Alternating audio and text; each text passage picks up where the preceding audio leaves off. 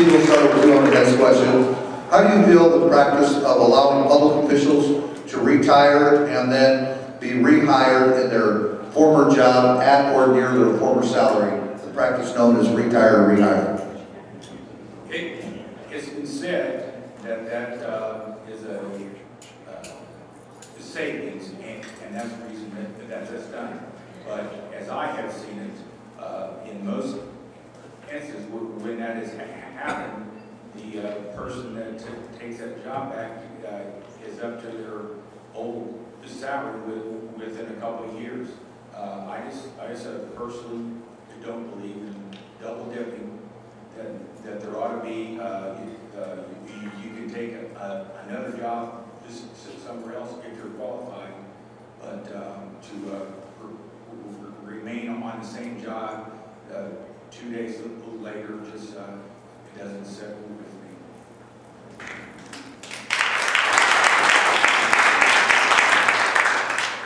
I had a bill, and there's another bill now in Columbus that would prohibit double dipping. And you hear a lot of conversation back and forth. Well, it saves money, you get experienced people. I'm in opposition to retire, rehire. And I'll tell you why. Because it keeps a younger person from being hired in somewhere down the line. We need to open these jobs up for the younger families and the younger people. In this county, a county administrator was allowed to do the exact thing that happened right here in Oklahoma County, where the administrator, and they haven't really been able to replace that position, as was said earlier, but that person retired, came back in at a lower salary, but was double dipping. He got his retirement plus a pretty decent salary. In a short period of time, he was almost up to his old salary. At that point in time, he did resign, he left the county. But I would have never accepted that or let that happen.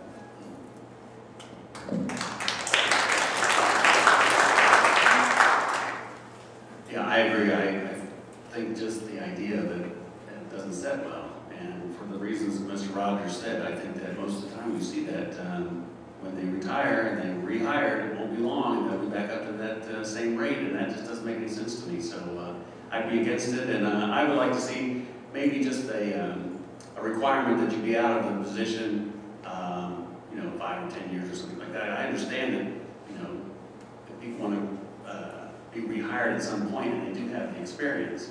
I wouldn't want to put a ban on it 100%, but I do think that there should be some time between the time you retire and the time you get rehired. At least 5 or 10 years, I would think. I oppose the practice of double dipping. I think it's an amazing expense to government from local all the way up when people do that sort of thing, and I understand it did happen here in the county.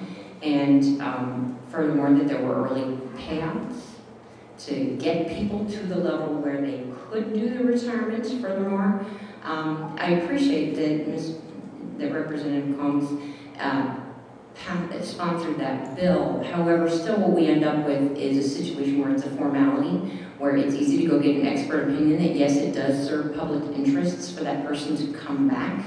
And it's kind of like going out and buying your own expert witness. It's still possible for it to be done. So when it comes down to it, the responsibility for that lies with the people doing the hiring, the people who are actually responsible for that decision. And the bottom line is it's not a decision I would be comfortable with, but it is one that is happening here in this county.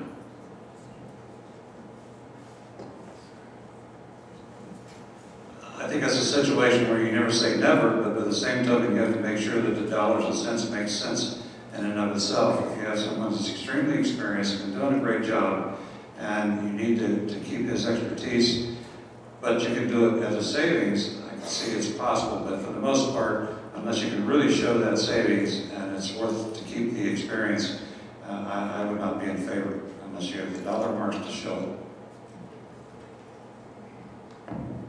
Corky, we'll start with you on the next question. We are all served by the same county government. Wouldn't it be logical to charge the same water and sewer rates in all county areas served by our water department.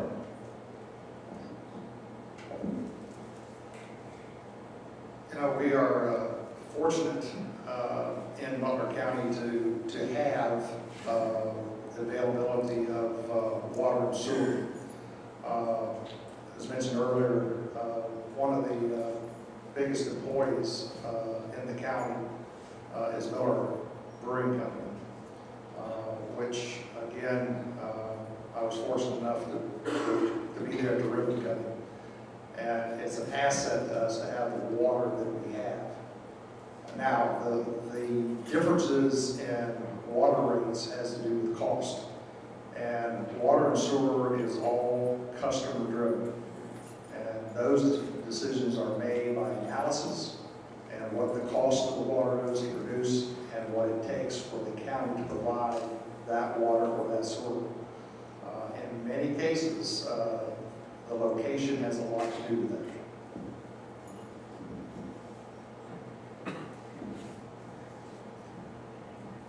Well, I don't pretend to understand exactly how the water rates are determined in Butler County, but I would say that the market usually works pretty well. Where I live, I'm on Butler Rural, Southwest Ohio water, and I don't have a problem with it.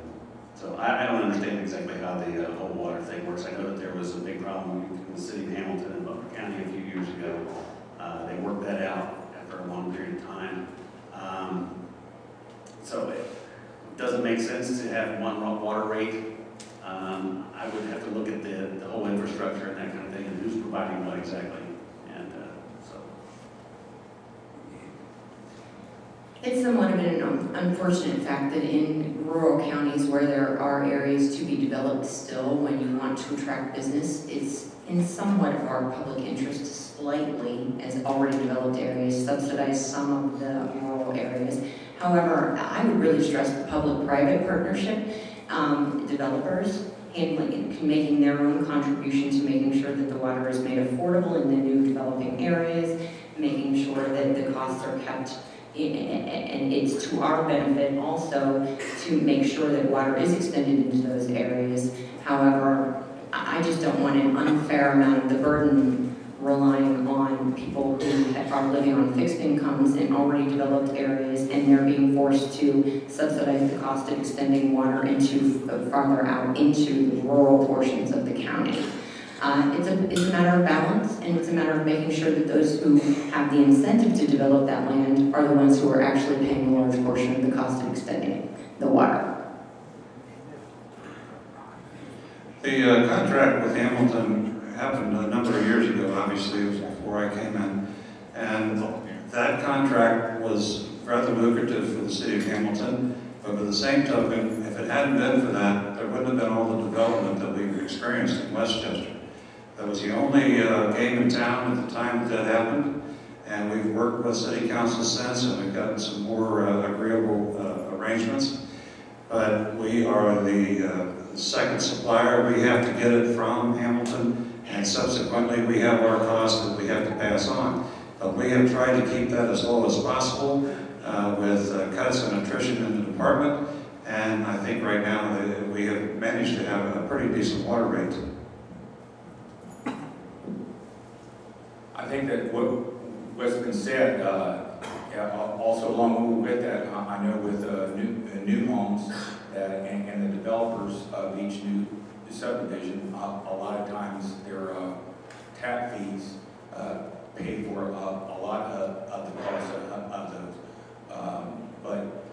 But that's true about if you want the same rates for everybody, that means that the people which are closer in would have to subsidize those people in the outlying areas. So that's a question which we're not ready to address or even agree on. But just like they brought about the contract with the city of Hamilton, I don't know when that contract is up, but I would think that they would need to make more favorable terms based upon their incomes, which they're receiving now. Given the sheriff's budget is a large part of the county's funds, what is your stand on his immigration policy? And we'll start with Bill Cunningham on this one. Darrell, we'll start with you. Immigration policy, you know, in an ideal world, I think people should be able to come and go as they please. This is supposed to be a free country. Unfortunately, we have a government that's involved that has created a large welfare state, and so, you know, that's an issue. I spent time as a Peace Corps volunteer in South America, and I love the Hispanic culture. I know that's not the only culture that's in Butler County, but that seems to be the one that's focused on the sheriff's office. I think that if it's illegal to come into this country, people should be held accountable. Obviously, we can't deport 12 million people.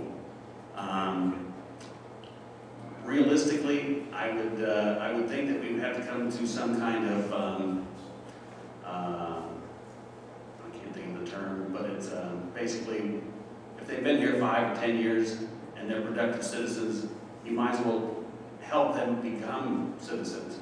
My only concern is, I have to say, my only concern is that there is a faction out there that doesn't necessarily want to become Americans. They want to be here to work and send money back home.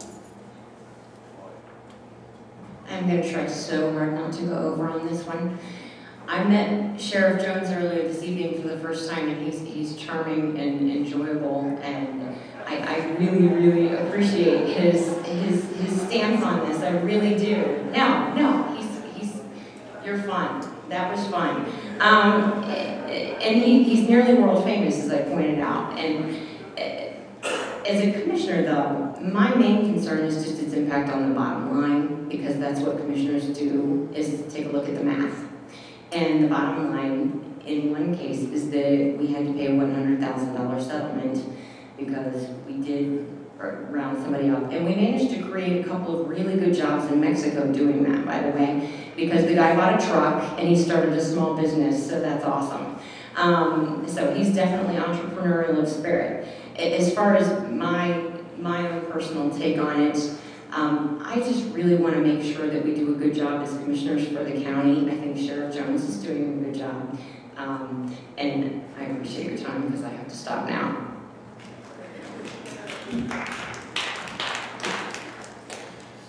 I'm in favor of the stance that the sheriff takes. I think the key word here is illegal, and I think that's the problem. I pushed hard for the money to do the training for his officers so they had the skills to work with the ICE department, so that they would know how to work with the ICE. And really the whole blame here lies with Washington and federals, because we can only enforce what we're allowed to enforce. We have to live by the laws and the rules and regulations. But at least our officers here, thanks to the sheriff and the department, they do have the training to now work with the ICE to know what the boundaries are and how they can proceed.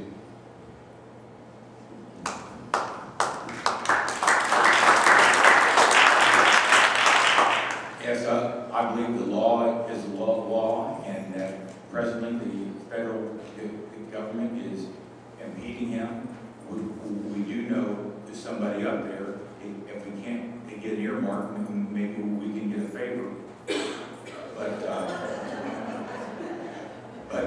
you know, I don't know whether the prosecutor has a way, but there's an awful lot of money which goes out through Western Union at the Kroger stores, and so if that just the names could be somehow published legally, that when they do expend our tax dollars at the hospitals or at some of the government services, we could maybe get that back.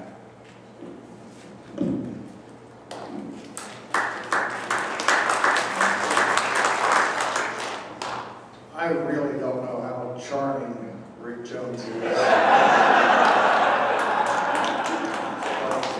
I have traveled with him. We both have been to the border in Arizona. Trips that we took on our own because we wanted to see what the problem was. Cochise, Arizona, the county, 1,000 a day across the border. The Sheriff of Cochise County, Sheriff Diver, and Sheriff Rick Jones have tracked drugs from Cochise County crossing the border into Butler County. It's a serious, serious matter that our federal government is not doing anything about. The Chinese cartel in heroin now is shipping heroin into Mexico because it's so porous and so easy to get into this country. Last week, I had a meeting because I'm chairman of the Public Safety Committee, and George said stop, but I want to tell you the story real quick, if I can, if you'll allow me to. We met with the Highway Patrol, and they've been catching large amounts of all kinds of drugs, heroin, cocaine, methamphetamines, crack, you name it. I asked Colonel Ward, who's head of the Highway Patrol, what percentage of the drugs are you catching? His answer was 3%. Now, let me tell you something else real quick. The shipment into Ohio comes in vans or motorhomes. There are 3 vehicles that accompany those vans and motorhomes. You have a decoy vehicle, and you now, at one time, or just recently, it's been raised, there are 2 gun cars. There used to be 1, now there's 2. There's reasons for those gun cars. They want to protect those drugs from other drug dealers, and of course, law enforcement. They want to stop law enforcement. And when a highway patrol and a sheriff's deputy, a police officer, pulls in behind with the van or the vehicle that is bringing the dope into Ohio, that decoy car will come in between them and do something illegal, get the officer pull that car over, and then the van gets on out of the way and they go on their way. Or, it comes down to it, they start shooting. Now, I don't know about you, but that has to stop. I travel 71 every week. Thank you, Corky.